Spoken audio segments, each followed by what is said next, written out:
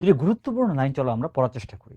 দেখো এখানে বলা আছে যে আমাদের মাইটোসিসে অপত্য কোষে ক্রোমোজোম সংখ্যা ও গুণাগুণ একই রকম থাকায় জীবের দেহের বৃদ্ধি সুশৃঙ্খলভাবে হতে পারে।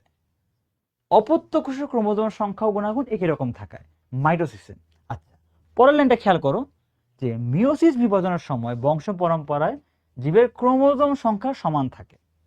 মিওসিস কোষ বিভাজনে বংশ পরম্পরায় জীবের ক্রোমোজোম সংখ্যা সমান থাকে। আচ্ছা, দুইটা লাইনের মধ্যে তুমি কোনো সাদৃশ্য দেখতে পাও? দেখো, দুইটা লাইনে একটা কমন মেসেজ দেওয়া হয়েছে, সেটা হলো জীবের ক্রোমোজোমের সংখ্যা সমান থাকে বা একই রকম থাকে। আচ্ছা, দুই কোষ বিভাজনের সময় কি আসলে আমাদের ক্রোমোজোমের সংখ্যা সেম থাকে এবং দুটো কি একই ক্ষেত্রে প্রযোজ্য? এই কনফিউশনটাই চলো আমরা আজকের ভিডিওতে দূর করি।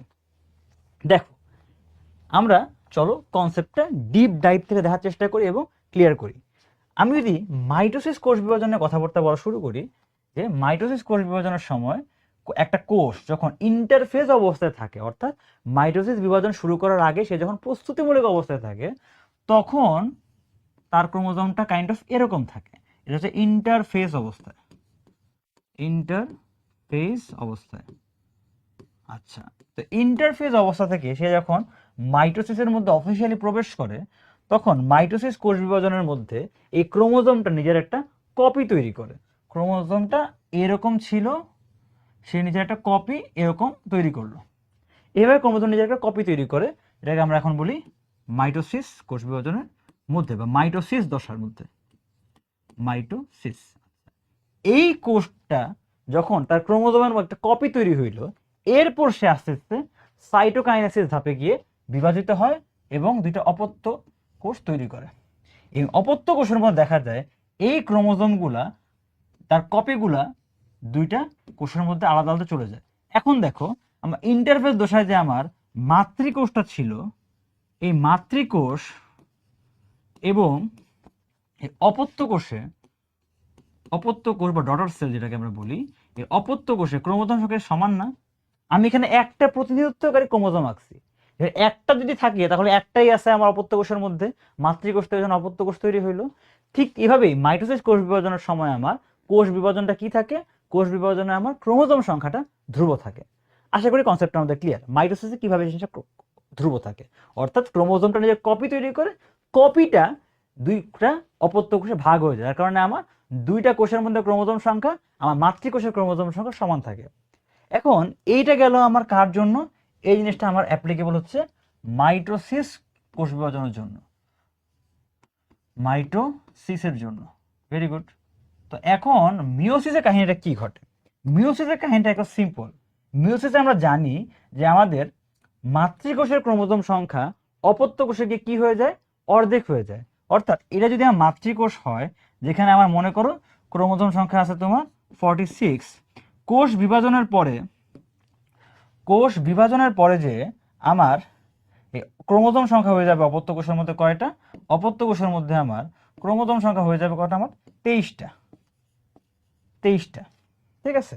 ঠিক তেমনি আমার যদি এইটা মনে করো যে আমার কার থেকে আসছে, এই কোষ বিভাজন হচ্ছে আমার পিতার থেকে বা ফাদার থেকে এটা আসছে।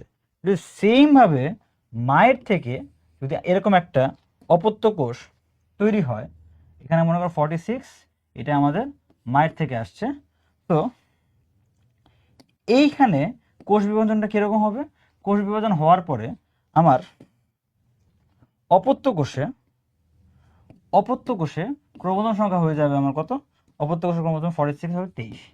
এখন পরবর্তীতে যখন নিষেক হবে, নিষেক হওয়ার সময় কি হবে? নিষেক হইলে পরে আমার এই দুইটা কোষ, এই দুইটা কোষ মিলিত হবে এবং মিলিত হওয়ার পরে আমার যে জাইগোটটা গঠন হবে, ওইখানে কোষ ক্রোমোজোম সংখ্যা হয়ে যাবে 46টা।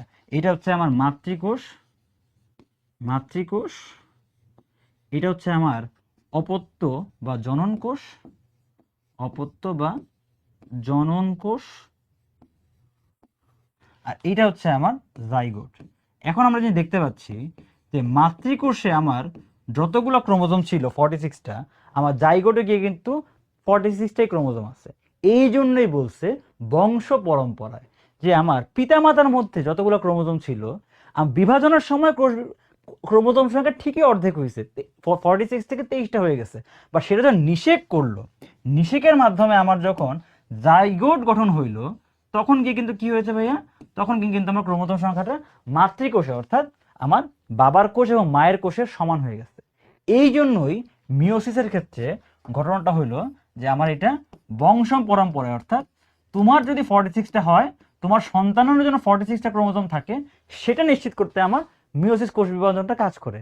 আর মাইটোসিসের ক্ষেত্রে তোমার হাতের যে কোনো একটা কোষ